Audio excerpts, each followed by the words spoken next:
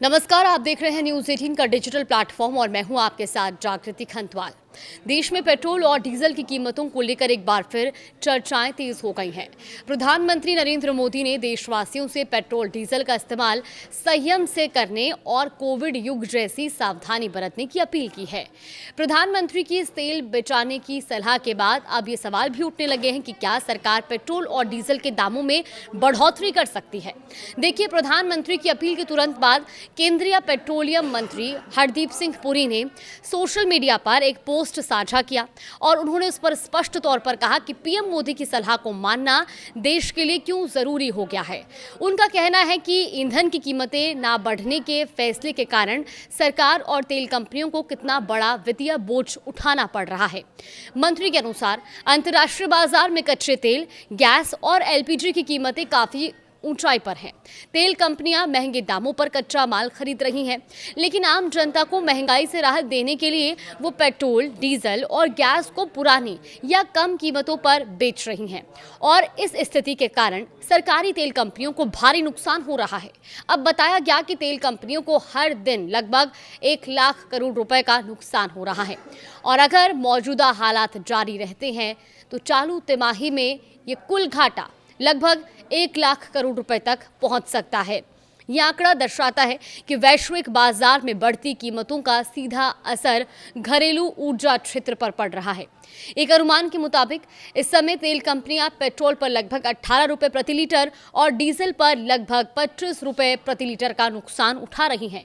इसका मतलब ये है कि अगर सरकार पेट्रोल के दाम में लगभग 18 रुपए प्रति लीटर और डीजल के रेट में लगभग 25 रुपए प्रति लीटर की बढ़ोतरी करती है तो बीपीसीएल और एचपीसीएल जैसी तेल कंपनियों का घाटा शून्य हो सकता है। यह अनुमान मौजूदा घाटे के आधार पर लगाया गया है। पेट्रोलियम मंत्रालय के संयुक्त सचिव सुजाता शर्मा ने भी हाल के दिनों में ये स्वीकार किया कि पश्चिम एशिया संकट के कारण कंपनियों पर गंभीर वित्तीय दबाव बना हुआ है।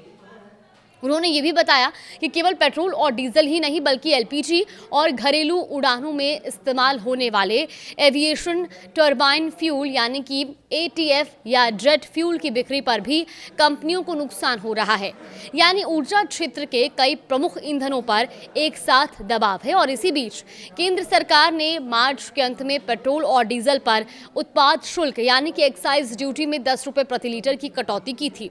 इस निर्णय से सरकार को स्वयं हर महीने लगभग 14,000 करोड़ रुपए के राजस्व का नुकसान हो रहा है और ये कदम आम जनता को राहत देने के उद्देश्य से उठाया गया था।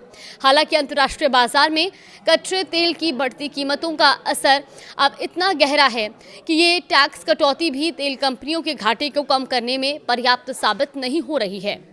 मौजूदा स्थिति में तेल कंपनियां महंगे और कच्चे तेल की खरीद और सीमित खुदरा कीमतों के बीच संतुलन बनाने की कोशिश कर रही है। अब प्रधानमंत्री की अपील और केंद्रीय मंत्री के बयानों के बाद ये बहस तेज हो गई है कि क्या सरकार भविष्य में ईंधन के दामों में बदलाव करेगी। देखिए, फिलहाल सरकार की ओर से किसी भी तरह की कोई आधिकारिक घोषणा इस पर नहीं की गई है कि पेट्रोल डीजल के दाम बढ़ाए जाएंगे या नहीं, लेकिन मौजूदा वित्तीय आंकड़े और अंतर्राष्ट्रीय परिस्थितियां निश्चित रूप से ऊर्जा क्षेत्र के लिए चुनौतीपूर्ण बनी हुई हैं। कुल मिलाकर अंतर्राष्ट्रीय बाजार की उथल-पुथल, कंपनियों को बढ़ता घाटा और सरकार की टैक्स नीति, ये सभी कारण मिलकर पेट्रोल डीजल की कीमतों को लेकर स्थिति को संवेदनशील बना रहे हैं। अब देश की जनता आने वाले दिनों में सरकार के अगले कदम पर नजर बनाए हुए है। कोई भी अपडेट सामने आएगी हम आप तक जरूर साझा करेंगे। फिलहाल आपसे यही अपील करते हैं कि आप भी इन ज़रूरी कदम पर ज़रूर ध्यान दीजिए ताकि पेट्रोल और डीजल के दामों में जो एक नियंत्रण की उम्मीद है वो बनी रहे।